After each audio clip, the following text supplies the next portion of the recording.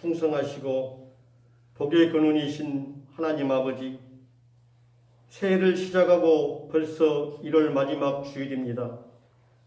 지난 한 달 동안도 주님의 은혜의 날개 아래 보호하여 주심에 감사와 찬양을 드립니다. 코로나로 인하여 모두 함께 예배 드리지 못하지만 이 시간 저희들의 심령을 주관하사 각자의 처소에서 은혜 넘치는 예배의 시간이 되어지게 하옵소서. 주님, 코로나의 음침한 사망의 골짜기에서도 고아와 같이 버려두지 아니하시고 부족함을 늘 채워주시며 눈동자로 보호해 주심에도 믿음이 부족한 저희들 주님께 영광 돌리지 못한 부끄러운 모습을 이 시간 고백합니다. 동이 서에서 먼 것 같이 지은 죄가 얽매이지 못하도록 깨끗이 씻어 정결케 하옵시며 오직 예수, 오직 믿음 안에서 반드시 승리하는 삶이 되어지길 원합니다. 주님, 신강교회 울타리를 지켜오던 목자를 잃고 모든 일상이 위축되고 믿음이 흔들리는 상황에서도 우리 신강교회와 교회 공동체는 이 지역사회의 빛과 소금의 사명을 잘 감당하며 주님의 사랑으로서 하나가 되어 서로서로 사랑하며 존중해가는 신앙 공동체가 되어지길 원합니다. 그리하여 온유하며 겸손하며 하나님을 사랑하며 심령이 가난한 선한 목자가 필요하오니 주님 보내주옵소서. 목자 잃고 방황하는 신강의 어린 양들을 주님의 몸된 성전으로 다시금 한데 모아 말씀과 기도로 치유받게 하시고 찬양으로 기쁨이 넘치며 독수리 날개짓하며 올라감같이 신강교회를 이끌어가는 주님 뜻에 합한 목회자를 예비하신 줄 믿습니다. 이 시간 은혜의 말씀을 전하시는 이승기 목사님에게 영적 통찰력과 성령의 인도하심을 덧입혀 주시사 하나님의 온전하시고 기뻐하신 뜻이 전달되어 결단하는 역사가 일어나게 하시고 그 말씀이 심령마다 온전히 심어져 풍성한 열매를 맺는 승리하는 삶이 되어지게 하옵소서. 춥고 어려운 시대를 살아가지만 이 아침 하늘나라 산 소망을 바라보며 이로부터 내려오는 신령한 은혜를 경험하는 복된 시간이 되어지길 간절히 원하며 생명 되신 예수님 이름으로 기도합니다. 아멘. 하나님의 은혜와 평강이 저와 여러분에게 가득하기를 바랍니다. 에베소서 1장 3절부터 14절까지가 찬송하라라는 말씀이었다면 오늘 말씀 15절부터는 바울의 기도가 나오고 있습니다. 15절에 이로 말미암아라고 말씀을 하는데요. 이로 말미암아라는 것은 그 앞에서 말씀했던 하나님을 찬양해야 될 그 이유들, 성부 하나님께서 우리를 선택하시고 성자 예수 그리스도께서 우리를 그 핏값으로 속량하심을, 그리고 이 일에 성령께서 보증하심으로 말미암아라는 것입니다. 이 삼위일체 하나님의 은총으로 말미암아 에베소 교인들은 15절 말씀에 보시면 하나님을 믿었고 그 믿음은 서로 사랑하는 모습으로 나타나고 있었습니다. 그래서 사도 바울은 이런 에베소 교회를 위해 기도하고 있는 것입니다. 하나님, 사랑하는 에베소 교회가 하나님께서 지혜와 계시의 영을 주셔서 하나님을 아는 지식이 가득하기를 바랍니다. 성도들의 마음을 밝히셔서 하나님의 부르심의 소망이 무엇이고 그 기업의 영광이 풍성함이 무엇인지를, 그 일을 이루시는 하나님의 위력이, 능력이 얼마나 놀랍고 위대하고 아름다운지를 알게 하여 주시옵소서라고 기도하고 있습니다. 사도 바울의 그 기도를 언뜻 보면 마치 또 다른 새롭고 놀라운 은혜를 구하는 것 같이 보이기도 합니다. 그런데 15절 말씀에 사실 이미 에베소 교회는 하나님의 놀라운 은총을 경험했고 믿었고 그것이 사랑으로 나타나고 있었습니다. 16절의 사도 바울은 그것에 대해 이미 감사하고 있다라고도 고백을 합니다. 바울의 기도는 또 다른 새로운 은혜를 구하는 기도가 아니었습니다. 바울의 기도는 이미 하늘에 속한 모든 신령한 복을 받은 에베소 교회가 이제는 그 은혜가 얼마나 놀랍고 얼마나 충분하고 얼마나 크신지를 알아서 그것을 그 놀라운 은혜를 잃어버리지 않고 충분히 그것을 알고 이제 삶으로 일상의 삶으로 누리는 삶을 살아가게 하는 그런 기도였던 것입니다. 그래서 사도 바울은 17절에서도 19절에서도 알게 하시기를 원한다라고 기도를 하고 있습니다. 이 기도는 복음을 아는 우리가 이제 복음을 잃어버리지 않고 살아가기 위해 날마다 드리는 기도이기도 한 겁니다. 그러면 바울이 어떻게 기도하고 있는가? 사도 바울은 17절에 먼저 이렇게 기도를 하는데요. 우리 17절 말씀을 한번 같이 읽어보겠습니다.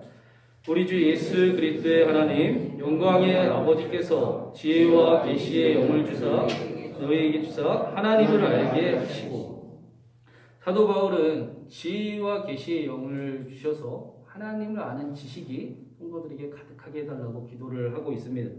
그 믿음이라는 단어의 뜻을 사전을 검색해 보니까 어떤 사실이나 어떤 사람을 믿는 마음 또는 초자연적 절대자 또 창조자에 대한 태도로서 두려워하고 경건히 여기며 자비, 사랑, 의뢰심을 갖는 일을 말을 합니다. 그 믿음에는 그렇기 때문에 반드시 어떤 대상이 있어야 하는 겁니다. 또 그렇기 때문에 믿음은 반드시 그 대상이 누구인지를 정확히 알아야 하는 것입니다. 무엇을 믿는지도 알아야 하고 누구를 믿는지도 정확히 알아야지, 만약 이게 제대로 되지 않는다면 하나님을 믿는다고 말은 하지만 여전히 똑같이 비나이다 하는 것과 그렇게 다르지 않는 것이 되는 것입니다. 그래서 사도 바울은 에베소 교회를 위해 기도할 때 하나님을 더 알아가는 교회와 성도들이 되게 해달라고 기도하고 있는 것입니다. 또 한 가지 중요한 사실은 하나님에 대해 아는 것과 하나님을 아는 것은 전혀 다른 것이기 때문에 사도 바울은 이렇게 기도를 하고 있습니다. 에베소 교회는 말씀드렸듯이 사도 바울이 개척한 교회였습니다. 사도 바울은 에베소 교회 성도들에게 많은 교리와 말씀을 알려줬습니다. 이제 그러나 그 에베소 성도들의 신앙이 거기서 멈추지 않고 하나님에 대해 아는 것에서 멈추지 않고 이제는 하나님을 알아가는 성도들이, 그래서 삶으로 그 삶이 나타나는 그리스도인들이 되기를 원하고 있는 것입니다. 그들의 신앙이 예수 그리스도와 사귐을 갖듯이 하나님 그분 존재를 알아가는 성도들이 되기를 원했던 것입니다. 실제로 우리의 믿음을 놓고 한번 생각을 해보면 좋겠습니다. 우리는 예수 그리스도를 믿습니다. 하나님의 사랑도 압니다. 그런데 그 사랑과 그 믿음이 우리의 삶을 온전히 변화시켰다고 말을 할 수 있겠습니까? 여러분은 어떠신지 모르겠지만 저는 그렇다라고 온전히 대답하기가 좀 어렵습니다. 저는 하나님이 주신 이 거저 주신 은혜가 얼마나 놀라운지 잘 알고 있고 또 설교도 하고 있지만 제 안에 그 거저 주신 은혜가 너무나도 쉽게 아무것도 아닌 것이 되어버리는 사람이라는 것을 저는 잘 알고 있습니다. 저는 여전히 제 욕망과 싸우고 넘어지고 또 실패하기도 합니다. 하나님을 잃어버리면 제가 얼마나 이기적이고 나밖에 모르고 다른 사람에게 쉽게 상처를 주고 또 유혹에 쉽게 넘어지는 사람인가를 잘 알고 있습니다. 그래서 저는 설교할 때 성경 말씀을 그대로 보려고 노력을 많이 합니다. 하나님을 더 알아가고 싶기 때문입니다. 내가 아는 믿음으로 알고 있는 지식으로 성경을 보는 것이 아니라 성경이 말씀하는 것을 들으려고 애를 많이 씁니다. 그래서 여전히 제 안에 깨어지지 않고 감추어져 있고 또 해결되지 않는 사실들이 말씀으로, 복음으로 회복되기를, 새로워지기를 기대하고 있습니다. 그래야 제 영혼이 안전하다는 것을 알기 때문입니다. 그런데 감사하게도 사도 바울도 자신에 대해 고백하기를 오라 나는 공고한 사람이로다. 이 사망의 몸에서 누가 나를 건져내랴. 나는 죄인 중에 괴수다 라고 사도 바울 역시 신앙의 길을 가는 동안 우리와 똑같이 고민과 본뇌가 있었음을 고백을 합니다. 그래서 사도 바울은 하나님께서 지혜와 계시의 영을 주사 하나님을 더 알게 해달라고 기도하는 것입니다. 사랑하는 여러분, 우리가 하나님에 대해 아는 것에서 멈추지 않고 이제는 하나님 그분을 점점 더 알아가는 그리스도인이 되시기를 간절히 바랍니다. 아멘. 그래서 그리스도의 장성한 분량까지 저와 여러분이 날마다 자라나기를 주님의 이름으로 축원드립니다. 아멘. 하나님께서 우리에게 그렇다면 무엇을 알게 하시기를 원하는가? 사도 바울은 하나님께서 우리의 마음을 밝히셔서 세 가지를 알게 하시기를 원한다라고 기도하고 있는데요. 18절에 하나님의 부르심의 소망이 무엇인지를 알고 그 기업의 풍성함이 어떠한지를 알고 그리고 마지막 19절에 그 일을 이루시는 하나님의 능력이 어떠한지를 알게 하시기를 구하노라라고 말씀하고 있습니다. 먼저 우리가 정확히 알아야 할 것은 하나님께서 우리를 무엇을 위해 부르셨는가? 하나님께서 우리를 창세전에 선택을 하시고 우리를 하나님의 자녀 삼기 위해 예수 그리스도의 핏값으로 하나밖에 없는 아들을 내어주시면서 속량해 주셨는데 무엇을 위해 우리를 그렇게 부르셨는가? 우리의 부르심의 소망은 무엇인가를 반드시 알아야 합니다. 어떤 사람은 스데반처럼 짧고 굵은 사명을 감당하기도 하고 또 어떤 사람은 바울처럼 많은 고난과 계속되는 죽음의 위협 앞에서도 사명을 감당하기도 합니다. 또 에베소 4장에서 말씀하신 것처럼 어떤 이는 사도로, 선지자로, 목사로, 교사로, 섬기는 이로, 복음을 전하는 자로 각자의 모양과 모습대로 세움을 받았습니다. 그런데 이것은 정확히는 교회 안에서만 세워지는 직분은 아닙니다. 10절 말씀에 이런 말씀이 있어요. 하늘에 있는 것이나 땅에 있는 것이 다 그리스도 안에서 통일되게 하려 우리를 선택하셨다라는 말씀이 있는데요. 여기서 통일되다라는 것은 종합적으로 합계하다, 하나가 되게 하다라는 뜻입니다.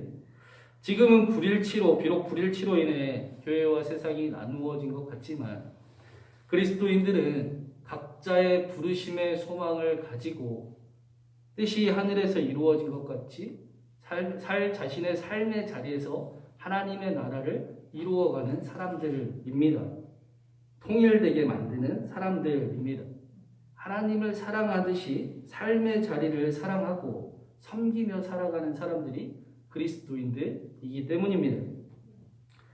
제가 3년 동안 신대원을 다니면서 기숙사 생활을 했는데 3년 동안 함께 3년 꼬박 3년을 같이 사신 목사님, 형님, 동기 목사님이 계세요. 3년 동안 엄청 많은 이야기를 했겠죠. 그런데 그분이 목사님이 해주신 이야기 중에 기억나는 이야기가 한 가지 있는데요. 이런 이야기였습니다. 한 아이 앞에 밥 공기가 놓여져 있습니다. 근데 밥 공기 안에 밥이 없어요.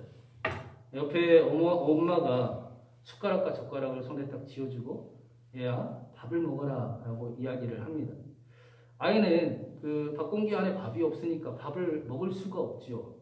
근데 엄마가 이번에는 좀 타이드듯이 빨리 안 먹으면 아빠한테 일러서 너 혼날 거야. 빨리 밥 먹어 라고 이야기를 합니다. 아이는 당연히 밥 공기에 밥이 없으니 또 밥을 먹는 일을 할 수가 없습니다. 그러고 있는데 보다 못한 아빠가 옆에 와서 윽박 지르면서 너 빨리 밥 안 먹어? 라고 이야기를 하고 소리를 칩니다. 그제서야 아이는 숟가락과 젓가락을 들고 밥을 먹는 신용을 어쩔 수 없이 하더라는 겁니다.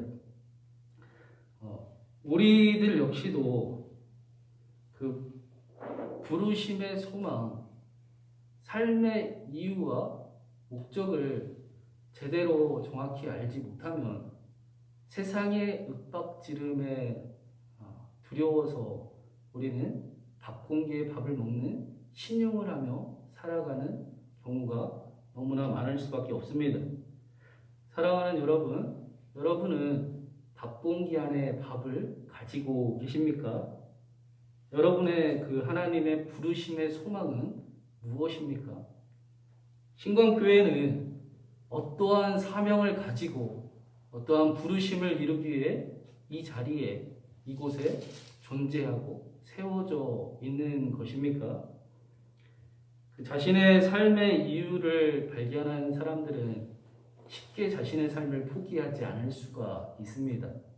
그렇게 넘어져도, 그렇게 힘에 더워도 너무나 자연스럽게 예기치 않게 어쩔 수 없이 찾아오는 시련과 아픔과 장애물들이 있지만 삶의 이유를 정확히 아는 사람들은 그것을 견뎌낼 힘이 되기도 합니다.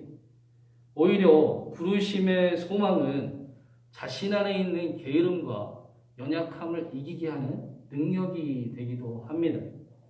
하나님께 받은 사명은 오히려 힘겨울 삶을 견디게 하는 그런 위로가 되기도 합니다.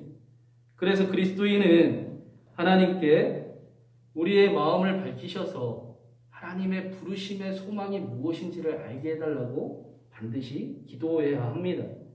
부르심의 소망이 무엇인지를 깨달아야 합니다. 하나님, 제가 하나님의 나라 위에, 하나님을 위해 무엇을 하면 좋을까요? 제가 어떻게 하나님께 기쁨이 되어 드릴까요? 향유 부은 옥합의 여인처럼 저의 전부를 드리고 싶은데 제가 어떻게 하면 좋을까요? 라고 반드시 기도해야 하는 것입니다.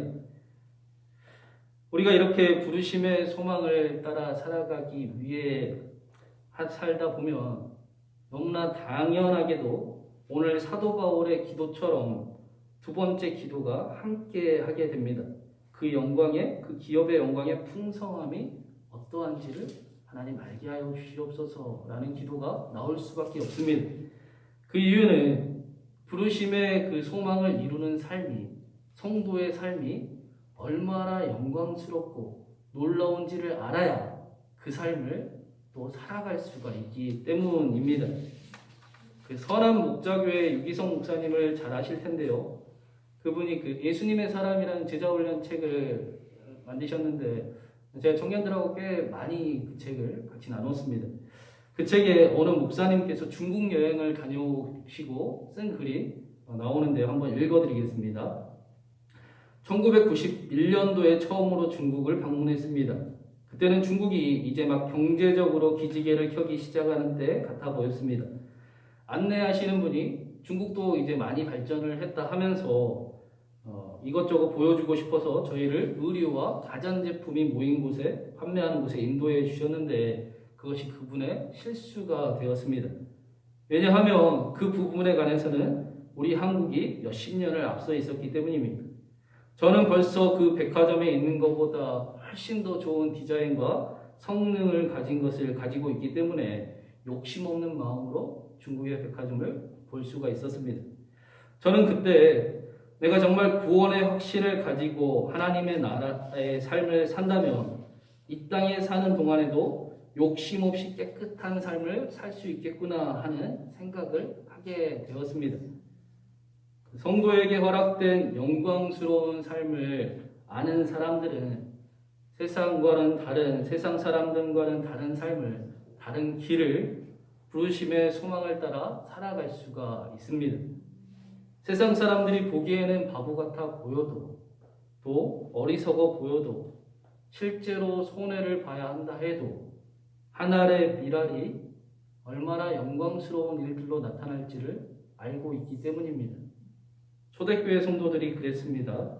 사도행전 5장 41절에 사도들은 그 이름을 위하여 능욕받는 일에 합당한 자로 여기심을 기뻐하면서 공회 앞을 떠나니라 라고 말씀을 합니다. 바울이 지금 감옥에 갇혀서도 감사와 찬양을 잃어버리지 않는 것처럼 사도들은 하나님의 나라를 위해 당하는 능욕과 고난이 그러한 영광스러운 삶을 살아갈 수 있음이 오히려 기쁘고 감사해야 하는 삶을 살아갔던 것입니다. 어떻게 이렇게 살아갈 수 있었을까? 이렇게 삶을 살아갈 수 있었던 이유는 바울의 세 번째 기도 때문일 것입니다. 우리 19절부터 22절까지 마지막으로 한번 같이 읽어보겠습니다. 19절부터 함께 읽겠습니다. 그의 힘의 위력으로 역사하심을 따라 믿는 우리에게 베푸신 능력의 지극히 크심을 어떠한 것을 너희로 알게 하시기를 구하노라. 그의 능력이 그리스도 안에서 역사하사 죽은 자들 가운데서 다시 살리시고 하늘에서 자기의 오른편에 앉히사 모든 통치와 권세와 능력과 주권과 이 세상뿐 아니라 오는 세상에 일컫는 모든 이름 위에 뛰어나게 하시고 또 만물을 그의 발 아래에 복종하게 하시고 그를 만물 위에 교회의 머리로 삼으셨느니라. 그 일은 네, 여기까지 읽겠습니다.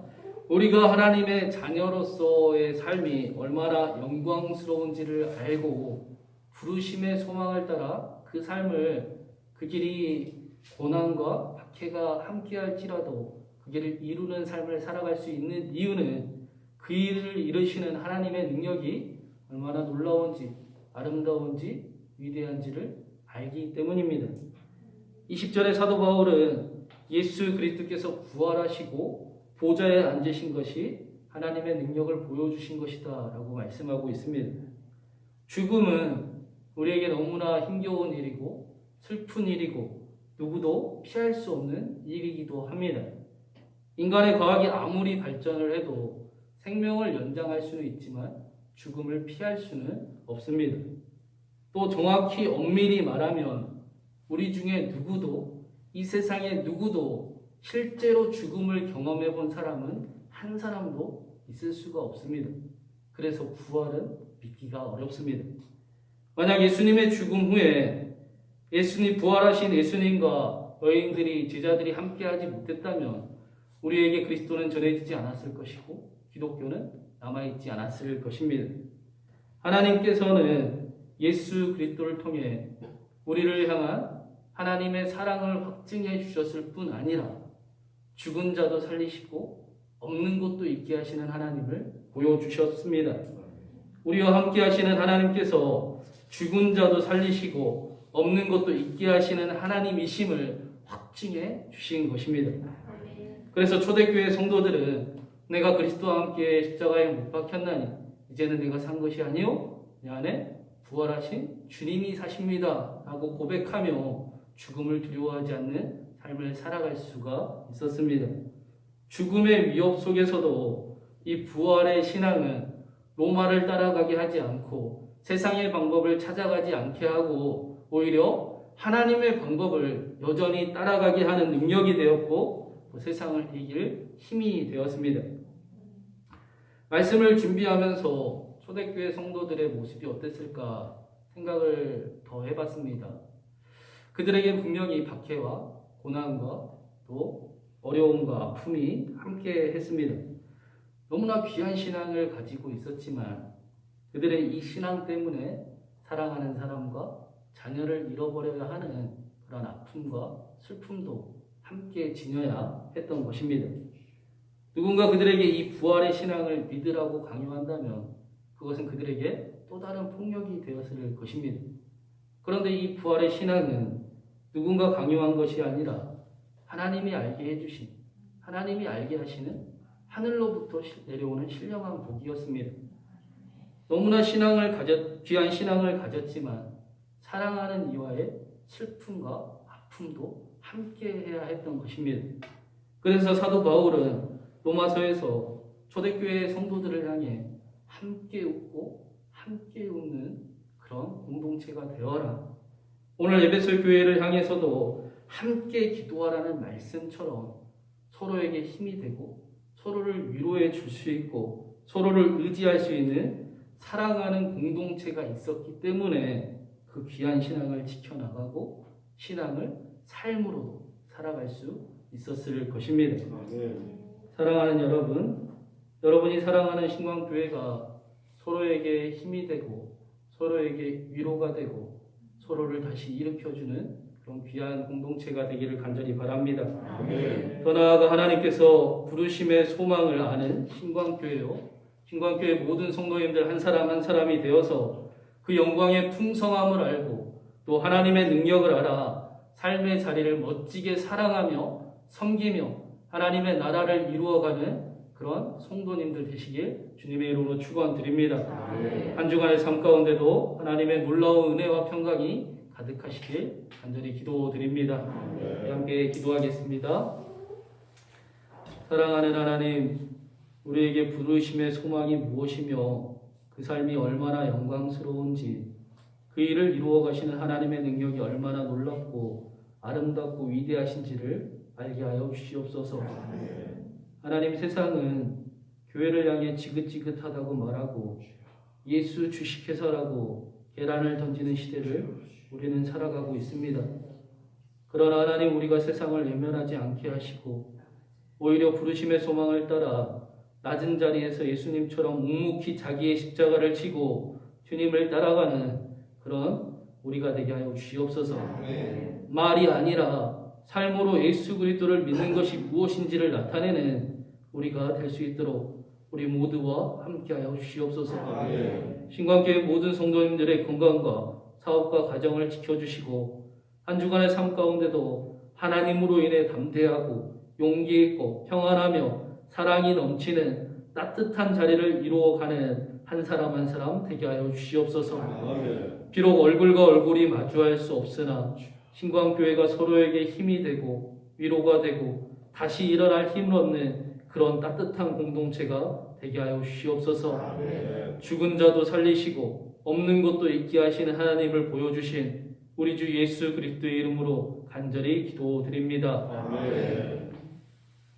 이제는 우리 구주 예수 그리스도의 놀라우신 은혜와 하나님 아버지의 극진하신 사랑하심과 성령 하나님의 보증하시고 우리에게 알게 하시고 이끌어 가심이 그 영광의 풍성함과 하나님의 능력을 알아 부르심의 소망을 따라 이루며 살아가길 소망하는 신광교회 모든 성도님들 머리 위에 그들의 삶의 자리와 가정과 하는 일마다 또 사랑하는 신광교회와 이 나라의 민족 위에 또 하나님의 은혜를 구하는 모든 이들 위해 이제부터 영원히 함께 하시기를 간절히 축원하옵나이다.